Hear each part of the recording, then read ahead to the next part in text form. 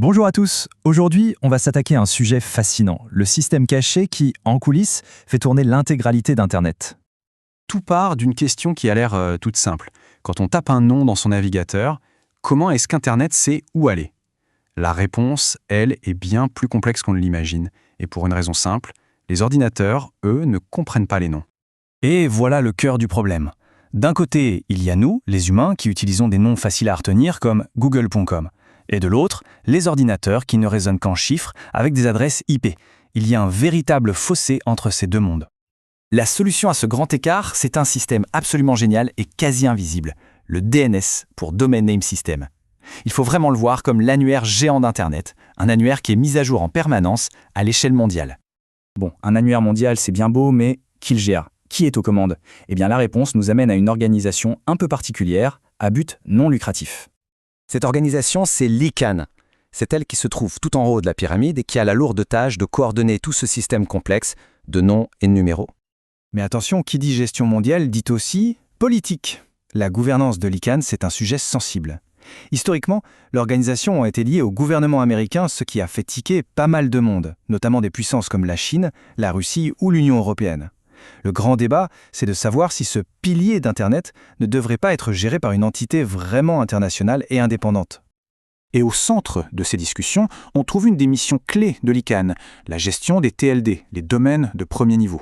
Ce sont tout simplement les extensions qu'on connaît par cœur, le fameux .com, le .org ou encore le .gov pour les sites gouvernementaux.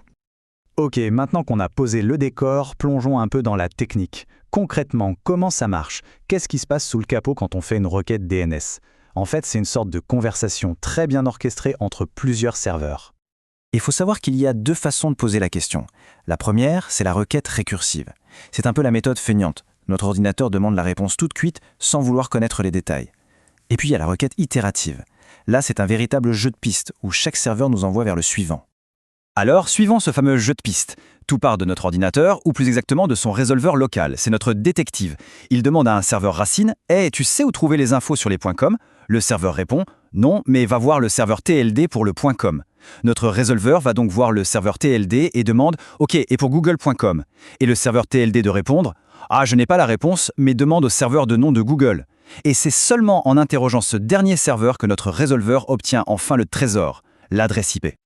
Bon, pour que toute cette communication fonctionne sans accroc, il faut que tout le monde parle la même langue. Et dans le monde du DNS, ce langage est constitué de ce qu'on appelle des enregistrements de ressources. Il en existe plusieurs, mais regardons les plus courants. L'enregistrement A, pour address, c'est le plus fondamental. Il fait le lien direct entre un nom et son adresse IP.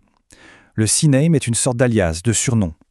L'enregistrement MX est crucial pour nos emails. C'est lui qui dit à quel serveur envoyer le courrier. Et enfin, l'ENS, qui désigne le serveur qui fait autorité pour un domaine donné. Ok, c'est bien beau toute cette mécanique, mais concrètement, quel est l'impact sur notre expérience de navigation? C'est là qu'on va parler de vitesse et de cache. Parce qu'il faut bien se rendre compte d'une chose, si notre ordinateur devait refaire tout ce jeu de pistes pour chaque clic, ce serait d'une lenteur insupportable. Heureusement, le DNS a une astuce géniale pour éviter ça, la mise en cache. En gros, quand un résolveur obtient une réponse, il la garde en mémoire pendant un certain temps. Et cette durée de vie, cette date de péremption si on veut, elle a un nom, c'est le TTL, ou Time to Live. Une valeur de TTL très courante, c'est 3600. Soit 3600 secondes. Autrement dit, pendant 1 heure, la réponse est gardée bien au chaud en mémoire locale. Plus besoin de refaire tout le jeu de pistes. C'est ce qui rend notre navigation si fluide. Le revers de la médaille, c'est que si l'adresse IP d'un site change, il peut y avoir un petit délai, le temps que cette mémoire locale soit mise à jour. Au final, ce qu'il faut retenir, c'est que le DNS n'est pas juste un système technique. C'est une architecture invisible, incroyablement élégante, qui repose entièrement sur des couches de confiance et de coopération à l'échelle mondiale. C'est ce qui fait tenir tous les diffuses d'Internet. Et ça nous laisse avec une question fondamentale, alors que le web continue d'évoluer, qui devrait vraiment détenir les clés de cet annuaire planétaire ?